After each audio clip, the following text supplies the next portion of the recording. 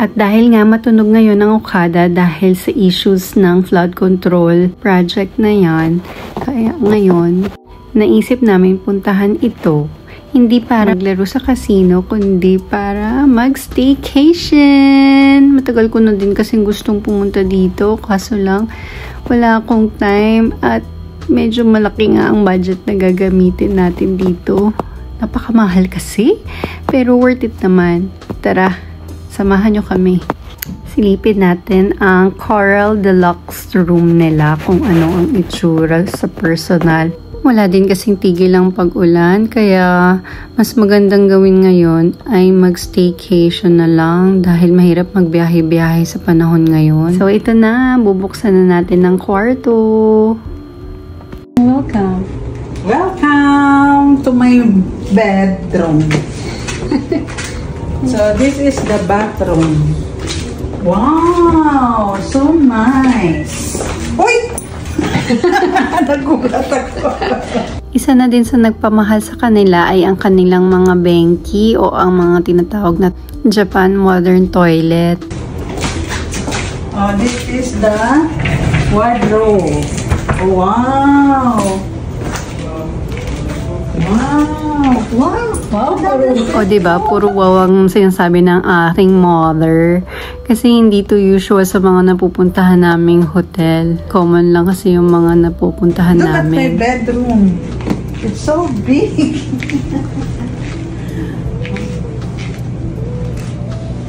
This is... asan na yung ano?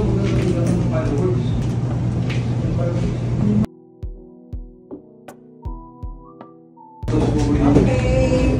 Look at the bathroom. It's so big.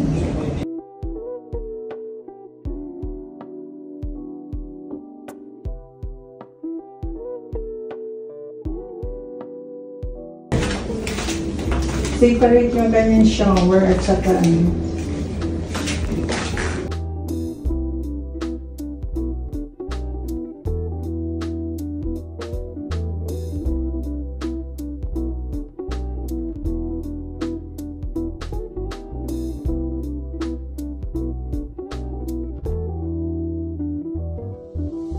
At ito na ang kanilang pinagmamalaking iPad na kung saan pwede mong ma-access ang lahat ng TV, ilaw, curtains. In case nga din pala na meron silang gustong sabihin sa mga guest nila, ipapadeliver na lang nilang message through their iPad. What's that? Ay wow, meron silang Yan yung fountain. Dito, dyan yung fireworks. Dito mamayang gabi. Maganda talaga yung nakuha naming kwarto kasi parang naka-front seat ka na rin sa dancing fountain nila. Kitang-kita talaga siya.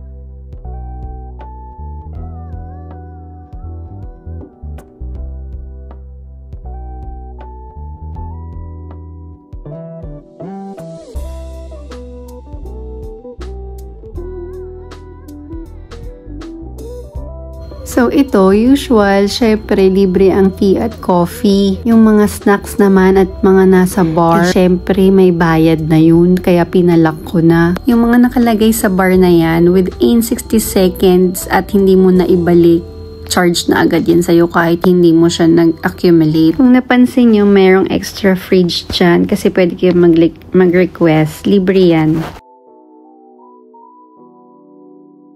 Additional information nga pala na kapag humingi kayo ng extra amenities like sleepers, you will be charged 150 pesos. Sa toothbrush, nung nanghingi kami, sabi 200 pesos daw. Of course, hindi na lang kami humingi. And then, pag towels naman, tatanungin nila kayo kung replacement lang ba or extra. Kasi pag extra, again, babayaran nyo na naman yun.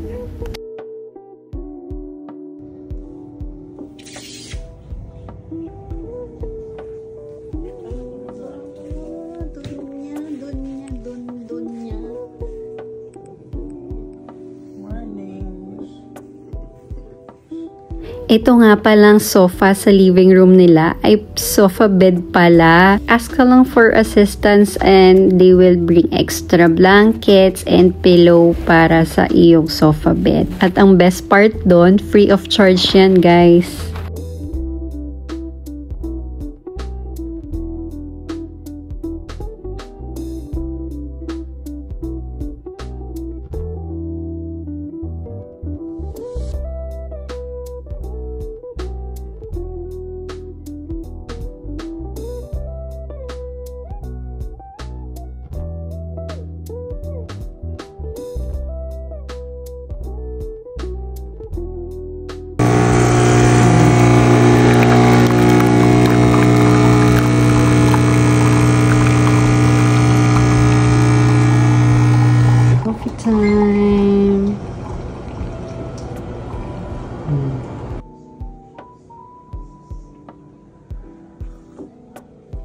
Sarap ng kape dito sa Okada. Manami gid pro. Manamit gid. Ang ano? Ang kape. Okada.